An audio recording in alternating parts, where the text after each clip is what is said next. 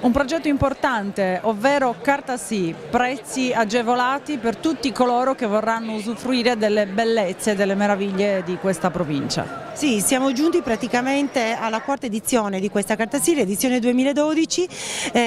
Con questa edizione passiamo da 28 a 40 siti che potranno essere visitati dai turisti del Sulcis Iglesiente a prezzo agevolato. Quest'anno abbiamo un nuovo partner che è l'Igea e quindi in questi 40 siti abbiamo anche tutte le bellezze minerarie del nostro territorio. Quindi la possibilità per il turista che viene a visitare il Sulcis Iglesiente di visitare sia i siti culturali di interesse storico, culturale e minerario e anche le cantine, insomma tutti quei posti che sono produzioni di eccellenza del territorio stesso. Paolo De Sì, sindaco di Sant'Anna-Resi, una località della Sardegna sud-occidentale, il tema vacanza di questo comune. Beh, sicuramente Sant'Anna-Resi con la spiaggia di Portopino in modo particolare può offrire ai turisti la possibilità di gustare nel pieno relax della natura le meraviglie delle spiagge e delle pinete del nostro territorio. Oltre a questo, chiaro, è possibile fare tutte quelle attività che le località marine possono proporre, quindi le attività subacquee, le attività di escursioni e una serie di iniziative che sicuramente fanno apprezzare e gustare la Sardegna nella sua natura più completa.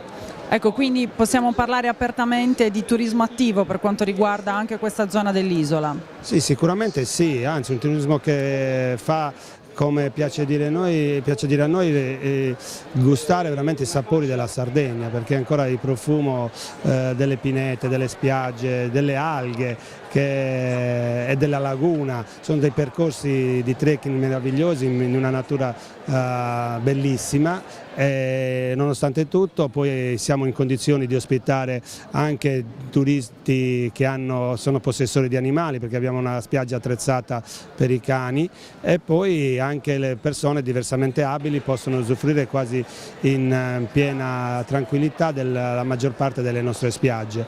La cosa principale è che il Golfo di Portopino comunque è adatto proprio perché è sicuro ai bambini, alle famiglie, quindi è veramente una spiaggia incantevole che con lo sfondo delle dune credo che faccia sognare veramente dei paradisi marini.